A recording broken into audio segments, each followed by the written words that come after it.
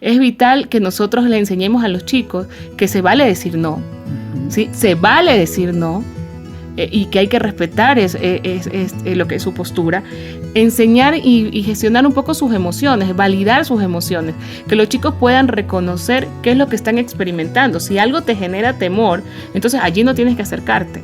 Si un profesor te está diciendo que ven a recibir clase privada, solos los dos, entonces, o te voy a enseñar algo que no se lo he enseñado al resto, entonces no voy a ir solo, voy a ir con un compañero. ¿Sí? O voy a pedir permiso a mis papás. Si tus hijos están andando en bicicleta en el barrio, ¿sí? Tengo que saber dónde va, qué es lo que está haciendo. Bienvenidos al programa de Enfoque a la Familia, en donde ayudamos a las familias a mejorar a través de capacitación y educación en línea. Les saluda su coanfitrión Esteban Porras y está con nosotros mi papá, director para Iberoamérica, Sixto Porras. Muy bien, Esteban. ¿Usted me saludó? ¿No me saludó usted? Sí, te saludé. Aquí estás. Bueno, aquí estamos. ¿Cómo estás? ¿Bien? Muy bien. Feliz de estar con vos y de estar con la invitada de hoy. Es una gran amiga de muchos años y es lindo ver cómo ella ha crecido, ha florecido, cómo han desarrollado una oficina completa de enfoque a la familia en Ecuador. Y me refiero a Solange Bloom. Ella es experta en orientación familiar. Ella ha sido formada en diferentes temas como prevención y tratamiento de la violencia familiar, orientación y consejería familiar y prevención e intervención del abuso sexual infantil, que es el tema que vamos a estar hablando hoy. Solange es madre, familia y esposa. Bienvenida a Enfoque a la Familia. Hola Esteban, hola Sixto, un privilegio estar aquí con ustedes. ¿cuántos años ya de amigos? Más de 10. Más de 10. Esta historia de Enfoque a la Familia, Ecuador, maravillosa, ¿eh? Ustedes perseveraron, han hecho un trabajo extraordinario, se han convertido en una oficina modelo en el mundo con todo el trabajo de las certificaciones que hacen, y quiero felicitarte públicamente por el espíritu de excelencia que tienen en todo lo que hacen. Muchas gracias. Gracias por ser nuestro guía y enseñarnos siempre el camino. Es lindo verles crecer. Gracias. 1 de cada 4 niñas atraviesa el abuso sexual infantil. 1 de cada 6 niños pasa por esta situación. ¿Por qué? ¿Cómo es que llegamos a esta realidad? ¿Y qué te invitó a ti a aprender más de este tema? Bueno, como enfoca la familia en Ecuador y la realidad que vive en nuestro país con respecto al abuso sexual infantil, era necesario que pudiéramos meternos en ese tema para poder ayudar y sobre todo para establecer campañas de prevención, porque necesitamos educar a los padres. ¿Qué es lo que sucede? Como bien has dicho, el abuso sexual infantil está en el núcleo íntimo del menor. Está dentro de los que el menor conoce, está dentro de la familia. Y cuando eso sucede, necesitamos darles a los padres herramientas para que puedan distinguir los factores de riesgo y también para que puedan aprender factores de protección para los menores.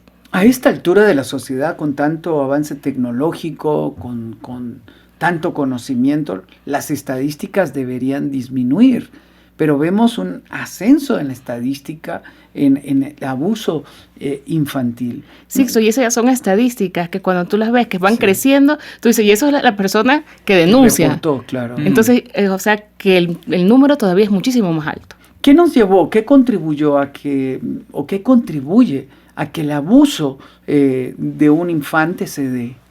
Bueno, realmente el desconocimiento de los padres, como les decía hace un momento, el no distinguir dónde están esos factores de riesgo, el ser muy confiados. ¿Sí? ¿Por qué? Porque tú dices, no, porque se lo estoy dejando con el abuelo, lo estoy dejando con el primo, con la tía, entonces te vuelves muy confiado.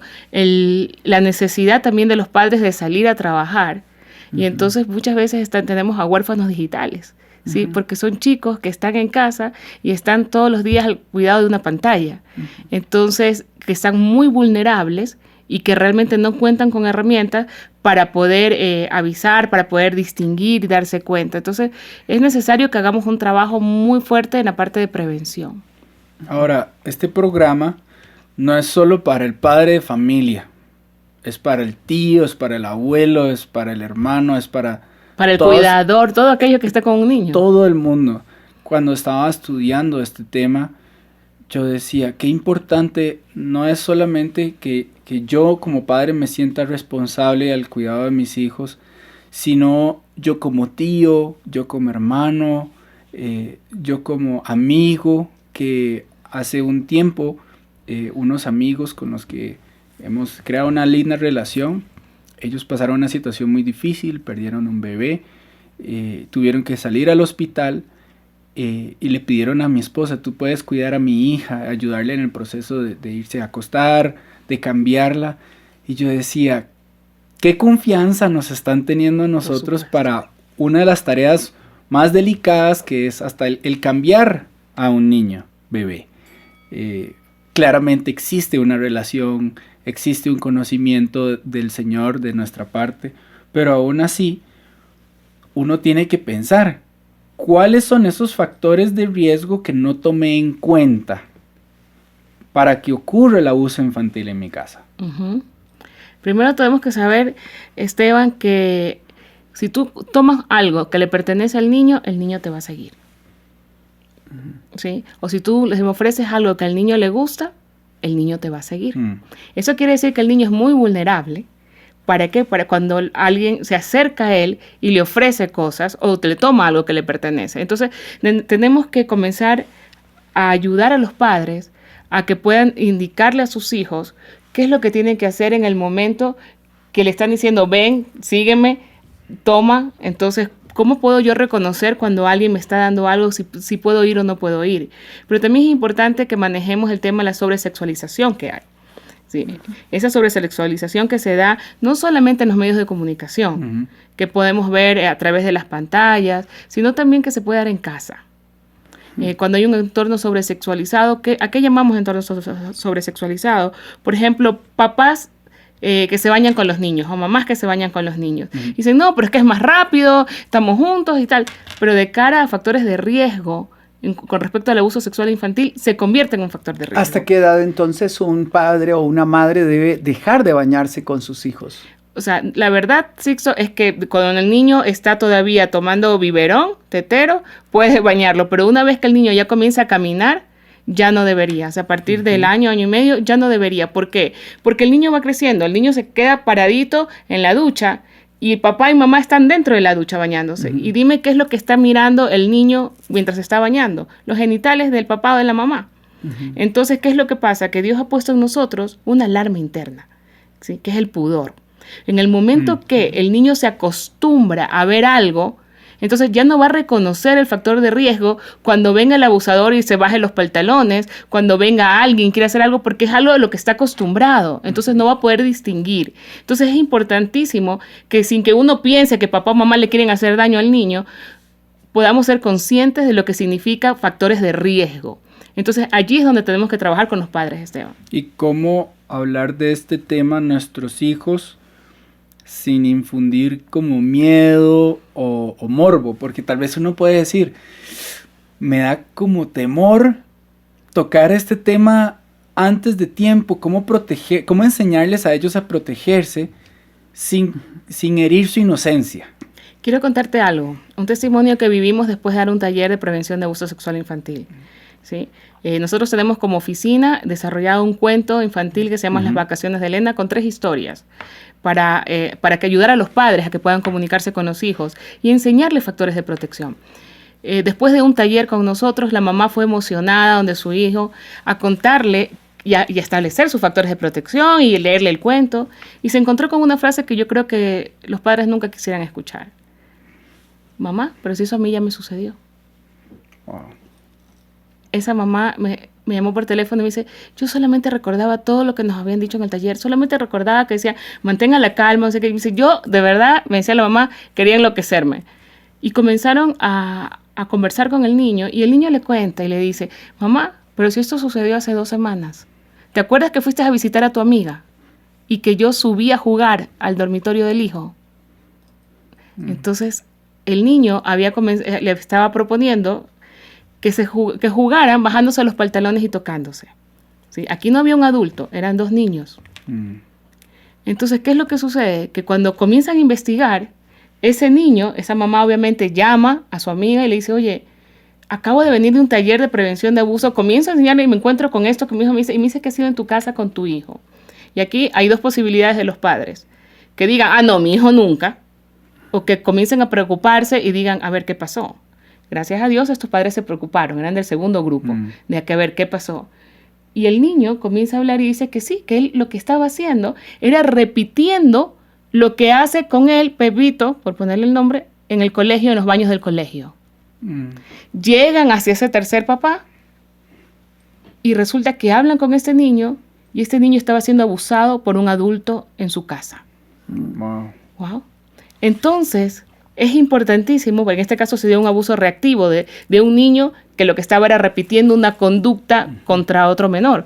Pero ¿qué es lo que pasa? Que cuando nosotros no lo explicamos a tiempo por el temor que nos da, de decir, no, pero ¿cómo yo le voy a hablar de eso si a lo mejor le estoy hablando de una realidad que no existe? Tú no le vas a decir, es que no te van a abusar sexualmente. No, le vas a enseñar cosas, tu cuerpo es tuyo, nadie te lo puede tocar, le vamos a enseñar a poner límites. Entonces son una serie de cosas que podemos enseñarles a los niños sin estar diciendo, es que para que no te abusen sexualmente. No, eso va a ser un componente muy pequeño de toda una gran estructura de factores de protección para cualquier tipo de violencia, no solamente violencia sexual infantil.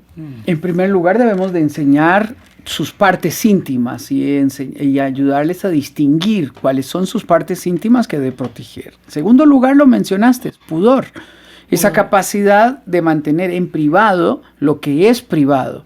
En tercer lugar, enseñarle reglas normales de autocuidado, como yo bajo mi cremallera, yo bajo mi ropa interior y nadie debe de estar en habitación. Y en cuarto lugar, hay que enseñarle a patear y a gritar y a pedir ayuda y a defenderse. Y que nosotros le demos la garantía de que va a ser escuchado y que lo que diga va a ser creído. Porque ese es otro dolor que hemos escuchado, Solange. Yo se lo dije a mi mamá, se lo he dicho 1000 veces. Y no me cree. 1 de cada 3 niños abusados, según las estadísticas, Sixto, nunca le creyeron. Nunca le creyeron. A 1 de cada 3. Porque le dicen, es que te lo inventaste, es que no fue así. Lo imaginaste, no, ¿cómo vas a creer? Si el primo es tan bueno, si el abuelo es tan bueno. Entonces, es importantísimo. También tenemos que enseñarle a los niños a distinguir lo que es un secreto bueno de un secreto malo, a través de la emoción que te genera. O sea, si es algo que te genera incomodidad, que te da miedo, que te da, que te produce tristeza, entonces no es un secreto bueno.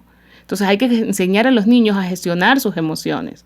Entonces cuando hablamos de factores de protección, yo sí quisiera invitar a los padres que no lo vean solamente para el abuso sexual infantil per se, sino que cuando nosotros establecemos estos factores de protección, estamos previniendo al niño en cualquiera de los aspectos de la violencia que se puede dar a un infante. ¿Sí? Hablemos de sexual, eso emocional. Con profundidad, porque muchas veces se piensa que el abuso es solo la penetración genital o anal, y se cree que eso es abuso, pero debemos considerar abuso otros elementos. Así es, porque hay abuso sexual con contacto físico, que es la que has mencionado, donde está el manoseo, que lo tenemos todo muy claro, pero también está un abuso sexual sin contacto físico. Y ese abuso sexual sin contacto físico es cuando exponemos a los niños a que vean, por ejemplo, pornografía, a que estén viendo un contenido que no es de acuerdo a su edad, cuando tenemos conversaciones de carácter sexual que no están acorde a su edad, también cuando están viendo a sus padres tener relaciones sexuales, y no porque el papá o la mamá quiera ponerlo a que el niño vea, sino porque el niño duerme en la cama con los padres y dicen, no, el niño está dormido. ¿Sí? Entonces los expones sin querer a que esté viendo algo para lo que el niño no está preparado. O cuando le dices al menor que se baje los pantalones, para tomarle fotografías, para hacerles videos. Entonces todo eso es abuso sexual sin contacto físico. Y puede marcar tanto como un abuso sexual con contacto físico. Una vez estaba en un campamento de jóvenes y esta chica se nos acerca y nos dice, yo creo que, no sé si fui abusada, fue una niña. Y después de hacer preguntas, nos dimos cuenta que ella tenía un mal concepto de que fue abuso. Había escuchado el término por ahí entre compañeros de cabaña y resulta ser a través de preguntas y teníamos que informar a las autoridades y esto que ella estaba compartiendo efectivamente había sido parte de un problema de abuso, había que reportarlo. Pero luego nos dimos cuenta que la niña tenía un concepto errado de que era abuso. En ese tiempo ya todos bajamos un poco los hombros, nos relajamos y dijimos, qué susto, porque pasar de un campamento donde todos la estamos pasando bien a, esta es una alerta muy grave, tienes que verificar. ¿Cómo podemos evitar ese pánico o aprender a identificar los papás? Decir, ¿y quién te hizo? ¿Cómo podemos evitar esa alarma de pánico antes de que realmente podamos identificar que sea real? De nuevo. O cómo tener una conversación en términos positivos para permitir que haya apertura en su corazón. Exacto. ¿Cómo podemos descubrir eso? Porque tal vez uno puede decir, yo le creí, inmediatamente fui a denunciar y tal vez puede que no. ¿Cuáles son ese tipo de preguntas exploratorias que pueden hacer los padres para identificar cómo o qué fue ese abuso? Es importante dejar que el niño tenga su relato, que el menor tenga su relato. Todo va a depender de la edad del menor que estamos hablando. No es lo mismo hablar con un adolescente que con un infante. Vamos a dejar que el niño exponga su relato sin querer manipularlo, sin querer poner palabras en su boca, pero entonces te tocó de esta manera, entonces te metió la mano, entonces, no, simplemente cuéntanos, ¿qué pasó? ¿Dónde? Wow. ¿Sí? Entonces, pregunta, ¿dónde? ¿No? ¿Y dónde te tocó? No, ¿dónde ocurrió? ¿Qué fue lo que pasó? ¿Sí? Vamos a evitar, sobre todo si no eres papá o mamá del menor, a decirle, muéstrame, porque estaríamos revictimizando al niño, ¿sí? Entonces, a ver, muéstrame dónde. No. Entonces, a ver, ¿qué pasó? ¿Cómo? ¿Sí? ¿Cuándo? ¿Dónde? ¿Qué? Son preguntas que vamos a hacer sin estar induciendo al menor a una respuesta. Entonces, porque de esa manera el menor lo puede explicar. No hay forma que un niño, porque aquí cuando las personas dicen es que se lo inventa, no hay forma que un niño se invente un abuso sexual infantil porque es algo que todavía no lo tiene establecido en su mente. ¿Sí? No lo conoce, entonces no lo puede describir, a menos que le haya sucedido. Cuando el menor todavía ya no puede comunicarse con palabras, sea porque es más pequeño o porque le cuesta hablar, porque es introvertido, entonces una buena técnica es utilizar el dibujo. A través del dibujo, los niños manifiestan lo que les está sucediendo. ¿Sí? Tal vez vayamos más profundo. ¿Cuáles son esos cambios de comportamiento que nos dicen que el niño está experimentando un abuso? Aquí hay que ir un poquito con cuidado. ¿Por qué? Porque los indicadores de abuso sexual infantil son indicadores que se tienen que dar varios a la vez para que nosotros podamos decir se está dando un abuso sexual. Si no, lo que está pasando es que está ocurriendo algo con ese menor. Puede ser algún otro tipo de maltrato, pero no necesariamente un abuso sexual infantil. Y digo esto porque muchos padres cuando escuchan dicen, mi hijo está siendo abusado. Y no, a lo mejor lo que está pasando es en el colegio le están haciendo bullying, ¿sí? O sea, está pasando otro tipo de situación. Entonces es importante ver el cambio de comportamiento del menor. Si resulta, si el menor era retraído, ok, si su hijo siempre ha sido introvertido, es una cosa, pero si era extrovertido y de pronto ya no quiere salir, ya no quiere compartir con nadie, hay que ver. Si no acepta los regalos de una persona adulta determinada, también hay que verlo. A todos los niños les gustan los regalos. También cuando el niño tiende a vestirse una muda sobre otra. ¿Sí? ¿Por qué? Porque muchas veces piensa que si se pone 2 veces pijama o si se pone más ropa interior para ir al colegio, entonces se demoran más en llegar a tocarlo. Entonces, darse cuenta qué es lo que está pasando con la ropa del menor. Hay menores que incluso manchan las paredes con sus heces como una forma de reaccionar ante aquello que no pueden manifestar. Un niño que quiere bañarse todo el día o que por el contrario no quiere bañarse. Entonces son síntomas que te van diciendo a ti que algo está pasando. O también cuando el niño, perdón un ratito, cuando el niño maneja una actitud hipersexualizada, algo que no está de acuerdo a su edad. Tú dices, pero ¿y de pronto qué pasó? O sea, ¿por qué esta conducta? Entonces ahí son alertas que uno como padre tiene que darse cuenta qué es lo que está sucediendo. El vocabulario del menor también. Una señal importante es cuando su hijo no quiere ir a la casa de alguien. O no quiere quedarse en esa casa. Los niños han dicho, y yo sudaba, y yo le suplicaba, yo lloraba a mamá que no me llevara. Usted tiene que escuchar el corazón de sus hijos. Tiene que escuchar lo que sus hijos le están diciendo, con quién no quiere estar, por qué le tiene miedo, por qué se oculta, por qué llora, por qué hace sus necesidades de repente cuando ve una persona llegar a la casa, sea quien sea. Usted tiene que entender que ahí hay señales que nosotros tenemos que estar muy, muy atentos. Hablabas de un cuento ahora que tiene 3 historias, ¿por qué es importante usar cuentos o cuáles otras formas podemos utilizar para enseñarles a nuestros hijos de estos temas? Los niños aprenden por repetición.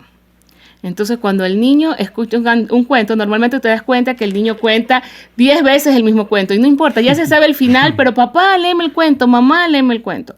¿El cuento qué hace? Primero, proporciona un espacio entre el papá y mamá e hijo o hija para compartir, para comunicarse. Entonces, de por sí, ya es positivo para la relación de ambos. Segundo, porque el niño va razonando, y es importante el tipo de cuento, ¿no? Porque nuestro cuento, por ejemplo, no tiene ningún contenido sexual, sino lo que se le va enseñando al niño a través del cuento es la sensación que provoca. ¿Qué es lo que puede pasar? ¿Cuáles son las armas del abusador? Que son las mentiras, el silencio, las amenazas. Entonces, porque el abusador te está diciendo, mentira, nunca te van a creer. Una mentira. O el silencio, no le puedes decir esto a nadie. O la amenaza. Si tú le dices a alguien, entonces yo se lo hago a tu hermanita.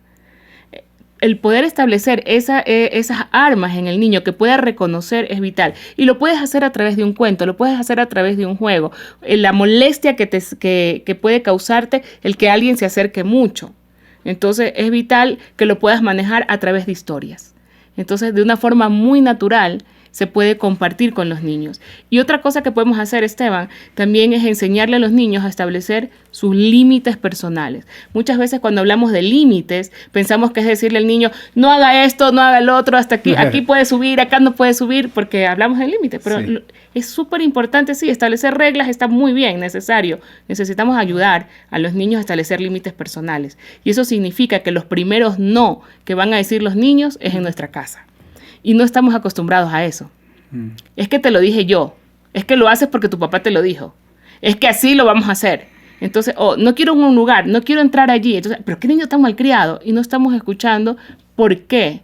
Entonces, cuando el niño establece que no quiere algo, tenemos que comenzar a enseñarle a discernir y que nosotros respetamos su decisión. ¿Sí? Aquí no significa que vamos a tener niños malcriados, que ellos van a tener la autoridad, claro, pero sí de poder identificar qué es lo que está sucediendo. ¿Okay? ¿Por qué me estás diciendo que no? ¿Por qué no quieres ir a la casa de la tía?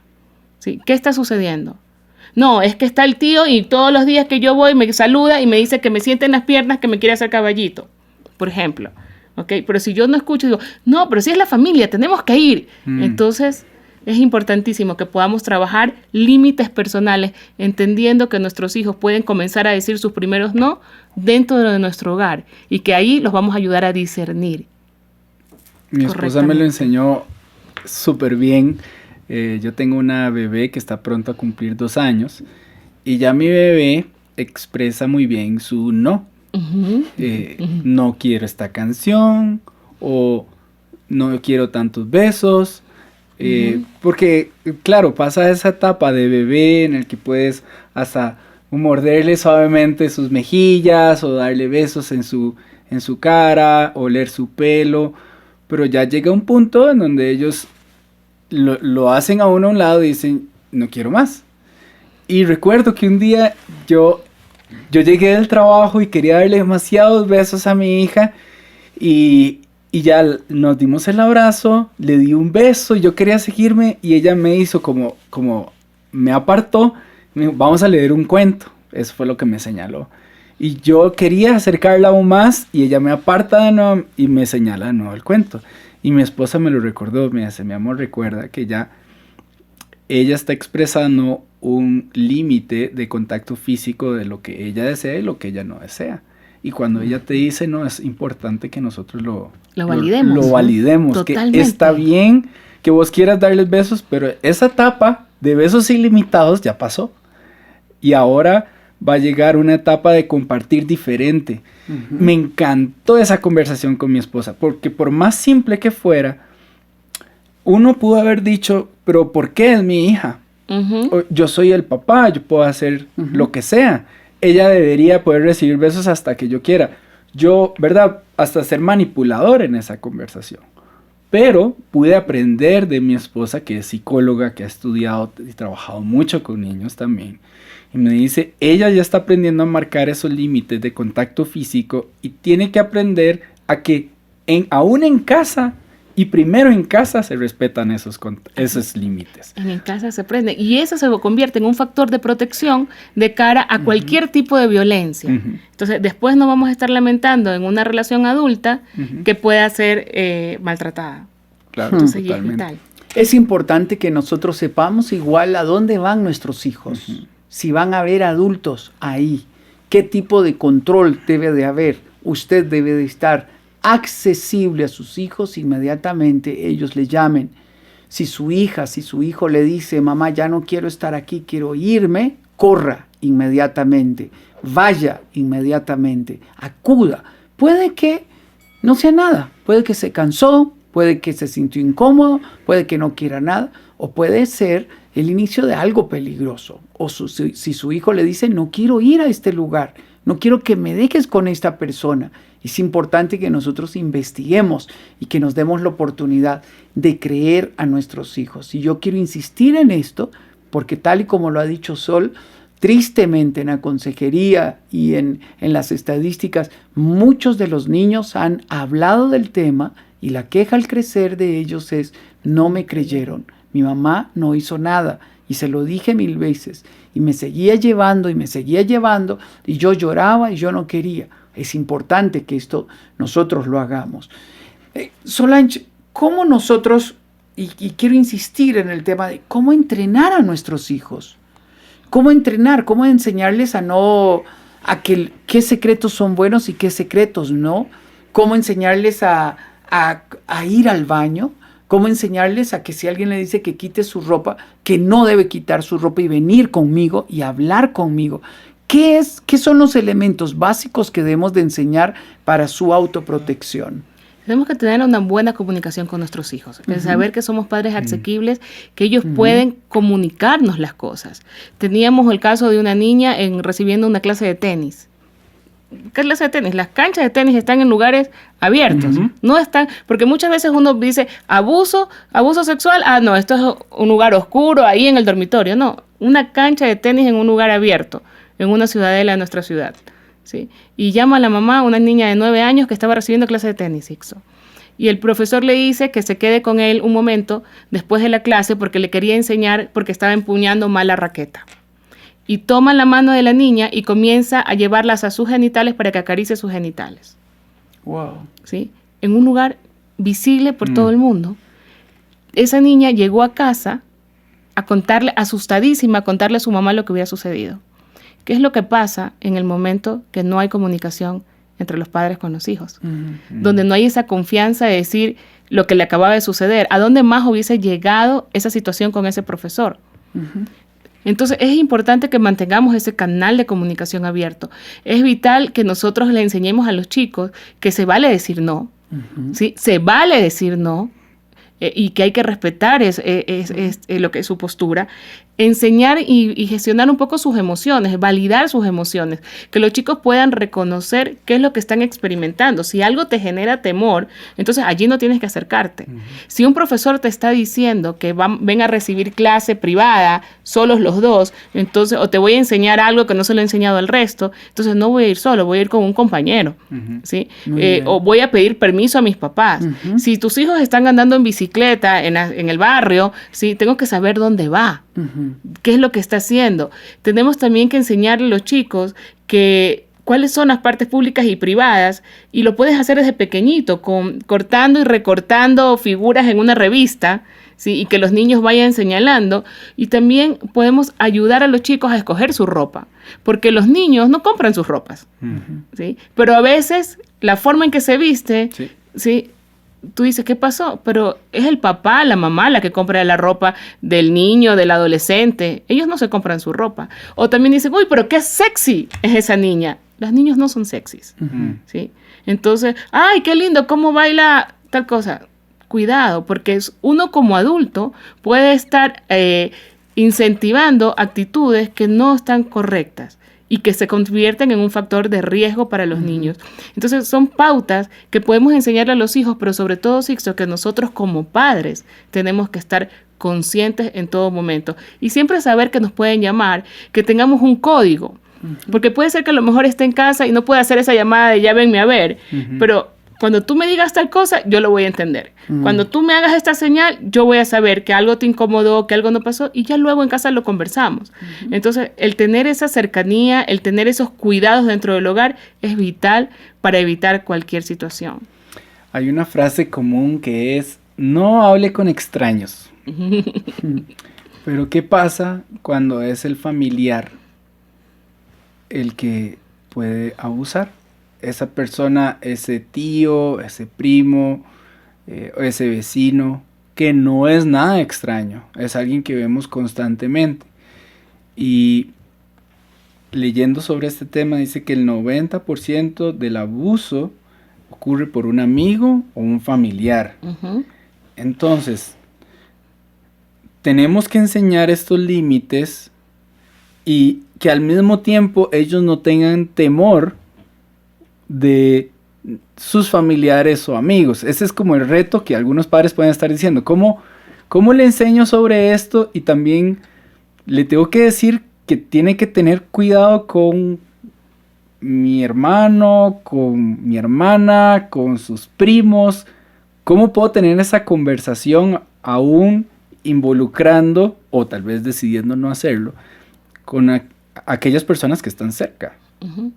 No hay que educar en temor a los chicos, ¿sí? No hay que infundirles temor, pero sí hay que explicarles a medida que ellos van creciendo. Por ejemplo, ya te estás volviendo adolescente, ya te está creciendo el pecho, tu primo, ¿sí? Está jovencito. Entonces hay que explicarle, mijita, ya no puedes tener tanta cercanía, hay que evitar, ¿sí? Entonces, cuando tú ya les has enseñado desde pequeño, las partes públicas, la parte privada, lo que es la cercanía, cuál es un contacto sano, saludable, dónde la gente puede tocarte y dónde no puede tocarte. Entonces, todo eso comienza a ser natural al momento que ellos van creciendo. El tema es cuando no los has tratado nunca.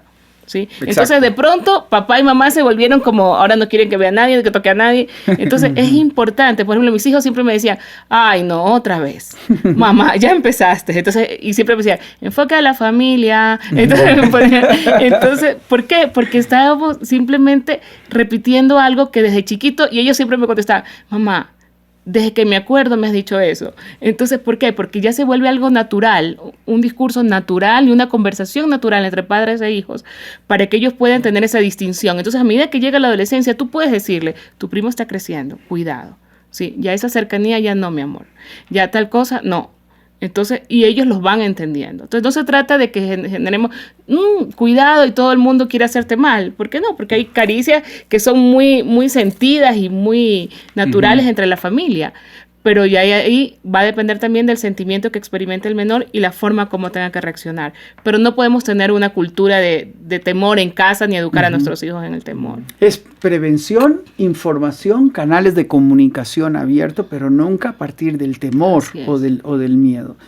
¿Qué debe de hacer un padre o un familiar que se da cuenta, que ve, es evidente, que su hija o su hijo han experimentado un abuso? ¿Cuál debe de ser la conducta integral?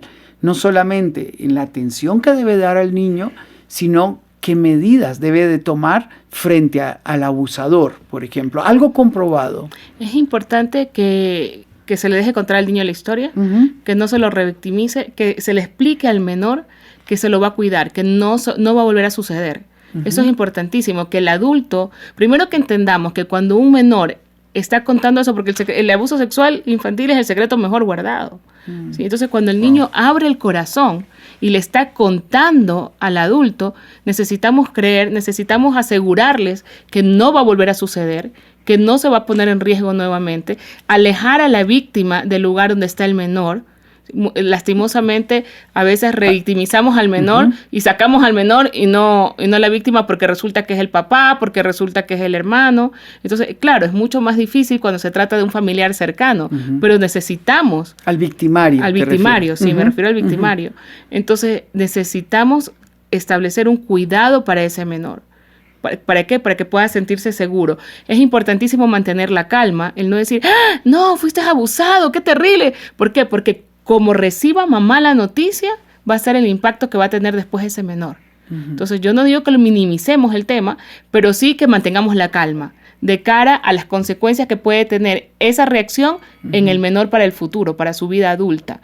Entonces necesitamos mantener la calma, entender lo que pasó y establecer un esquema de seguridad para ese menor y sobre todo regresar nuevamente a los hábitos que el menor tenía, porque eso le genera a él seguridad nuevamente para poder avanzar. Porque si nos quedamos estancados en que fuiste abusado y no avanzamos, necesitamos que el menor poco a poco vaya retomando hábitos. Y esto es importante. El otro día escuchaba la historia de un adulto que decía, nosotros le decíamos a mamá lo que ocurría cuando íbamos a esa casa, pero ella no nos creía y eso era triste. Dice, siempre mis hermanos y yo le reclamamos a mi mamá el que ella no nos creía. Y cuando ocurrió con otros niños y ella se dio cuenta que era real, ella nos pidió perdón. Sixto, pero también sucede que muchas veces la gente no quiere hacerse cargo porque dice, ese no es mi problema. Pero cuando el niño abre el corazón, a nosotros nos sucedió que una señora decía, Solange, me siento terrible. Sí, después de un taller de prevención. Porque yo le decía, ¿por qué? Me decía, porque yo tuve a la compañera de mi hija en mi casa contándome que era abusada por su padrastro. Y yo lo que hice fue, yo no me voy a meter en ese lío. Y mandó de vuelta a la niña a la casa. Y no habló con la mamá, no habló con nadie. Entonces a veces pensamos que el tema del abuso sexual infantil pertenece exclusivamente a la familia. Pero si alguien se entera, necesitamos poner a buen recaudo a ese menor y despertar las alertas. Hablar con los padres. Decir qué es lo que está sucediendo. ¿Cuándo debe de la persona denunciarlo a las autoridades? Bueno, en el momento que ya lo sabe, lo ideal es que lo denuncie a los padres y que sean los padres los que lleven el proceso legal. Pues la denuncia siempre debe ser a los familiares y de ahí los familiares ya a la parte legal. Cuando estabas hablando de que esto también es una responsabilidad mía y uno como cristiano que busca amar al prójimo, eso es amar al prójimo, es estar pendiente de su necesidad y en este caso un dolor muy fuerte que está pasando. A nosotros nos escuchan muchos pastores y líderes de organizaciones. ¿Cómo un ministerio o una organización puede reaccionar bien a estas cosas? ¿Cómo puede estar mejor preparado? Porque uno podría decir, yo paso muy ocupado, tengo demasiadas reuniones que atender de múltiples actividades. Yo tengo a personal que atiende a los niños y yo creo que lo hacen bien. ¿Cómo podemos subir ese nivel de que nuestros chicos, los chicos que vienen a nuestras instalaciones estén mejor protegidos? Primero, capacitando a los líderes, porque los líderes tienen que estar claros en los indicadores que hay de abuso sexual infantil o de cualquier maltrato, porque ellos deberían dar la alerta de que algo le está sucediendo a ese menor. Entonces hay que prepararlos. Segundo, el tener el lugar donde están dentro de la iglesia, que pueda tener vidrio, que pueda ser visible el lugar donde están los menores. Que las personas que estén atendiendo a los menores no sean necesariamente familiares. Muchas veces dicen, es que ellos son la pareja que se encargan de la escuela dominical. Lindo, pero tiene que haber alguien más. ¿Sí? Aparte de esa pareja, por el vínculo que existe de parentesco, de cara a factores de protección, necesitamos establecer una persona adicional que no sea familiar, que esté también con los niños. Lo mismo, no, es que manejamos el transporte y vamos todos los niños, todos los chicos porque van al retiro, al encuentro o a la actividad que vayan a hacer de jóvenes. Perfecto. Tienen que ir 2 adultos mínimo y esos 2 adultos no pueden tener parentesco, no deben tener parentesco. ¿Sí? Siempre de cara pensando en los factores de protección de la iglesia. Tenemos que establecer un protocolo en la iglesia. Así como hay en los colegios que tienes un protocolo para poder relacionarte entre maestros y alumnos, de la misma manera deberíamos tener nosotros para los líderes con los niños. Porque ¿cómo es la cercanía? ¿Dónde te puedes acercar? Te tienes que acercar por atrás y tocarle el hombro, no estar abrazando. ¿Por qué? Porque no se trata solamente de cuidar al menor, también tenemos que cuidar a nuestros líderes. ¿Por qué? Porque mañana puede haber una mala interpretación. Entonces es necesario establecer esos protocolos. Es de vital importancia que todos podamos contribuir a que tengamos una sociedad sana y parte de esta protección es cuidar a nuestros más vulnerables, que son nuestros hijos, nuestros niños, los hijos de nuestros amigos, los amigos de nuestros hijos, de nuestros nietos, que podamos siempre tener una cultura de paz, de sana convivencia y de traer salud y sanidad a nuestra sociedad. Por eso, hable con otros padres sobre este tema, dialogue con otros padres sobre este tema, hable con los educadores, hable con los entrenadores donde están participando sus hijos, dese esa oportunidad de traer educación, formación y al mismo tiempo una cultura preventiva que nos permita disfrutar una convivencia en paz, protegiendo a los más pequeños. Tristemente, esta sociedad quiere sexualizar a nuestros niños y tenemos adultos enfermos en posiciones de autoridad que están tergiversando lo que es saludable, lo que es noble, lo que es hermoso, lo que es bello. Y es indispensable que nosotros tomemos acciones para que en nuestro entorno nuestros hijos puedan crecer de una manera segura, confiada, donde todo lo que hagamos sea para su beneficio y no para que tengan miedo o para que ellos vivan viajes de temor. Pido a Dios que le dé discernimiento a usted y a todos los que estamos en contacto con los más vulnerables de la sociedad. Sol, qué privilegio es poder tenerte acá, aprender muchísimo de vos, de verdad. Apreciamos el trabajo que haces en Enfoque a la Familia Ecuador y gracias por estar acá con nosotros. No, gracias a ustedes. Siempre es lindo poder compartir y aprender también de ustedes. Gracias a todos los que han estado con nosotros. Les recuerdo que pueden ver recursos sobre este tema en la descripción de este video, y para los que nos escuchan desde el podcast y necesiten ayuda, escríbanos al correo ayuda@enfoquealafamilia.com, ayuda@enfoquealafamilia.com. De parte del director de Enfoque a la Familia para Iberoamérica y mi persona, le agradecemos mucho por compartir estos videos con sus familiares. Soy Esteban Porras de Enfoque a la Familia, en donde ayudamos a las familias a mejorar.